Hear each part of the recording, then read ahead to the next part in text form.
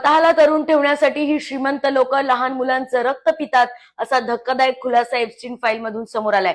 Epstein file मध्ये उल्लेख झालेल्या एड्रेनोक्रोम या शब्दाचा अर्थ काय आहे हे जर कळलं तर तुमच्या पायाखालची जमीन सरकेल। एड्रेनोक्रोम म्हणजे जेव्हा एखाद्याचा मृत्यू जवळ येतो आणि त्याला त्याची भीती वाटते तेव्हा त्याच्या रक्तामध्ये एक रसायन तयार होतं, त्याला एड्रेनालाइन असं म्हणतात। हे रक्त काढलं जातं आणि या एड्रेनाइनला ऑक्सिडाइज करून त्याचं एड्रेनोक्रोम बनवलं जातं। हे रसायन अशा प्रकारचं ड्रग्ज आहे ज्याचं सेवन केल्यानंतर व्यक्ती तरुण दिसायला लागतो आणि त्याच्यामध्ये एक वेगळीच नशा संचारते। आणि एप्स्टीन फाईल मध्ये या शब्दाचा उल्लेख होणं याचा तुम्हाला अर्थ कळतो का? हजारो चिमुरड्यांवरती अत्याचार झाला, अन्याय झाला, त्यांना मृत्यूच्या दारात ढकलण्यात आलं आणि त्यांच्या शरीरातून ते रक्त काढून या श्रीमंत लोकांना त्यांचं तारुण्य टिकवण्यासाठी ते रक्त पुरवलं गेलं। म्हणजे ही माणसं नव्हती, हैवान होती। आणखी एक मला लिंक लागली, एप्स्टीनच्या घरामध्ये तुम्ही बघितलं असेल तर मी मागच्या व्हिडिओमध्येही टाकलं होतं, त्याच्या घरामध्ये डेंटिस्टच्या चेअर होत्या, त्याच्या घरामध्ये आय क्लिनिक मध्ये जे चेअर असतात त्या चेअर होत्या। मग या चेअर कशासाठी होत्या तर तिथे तडपवून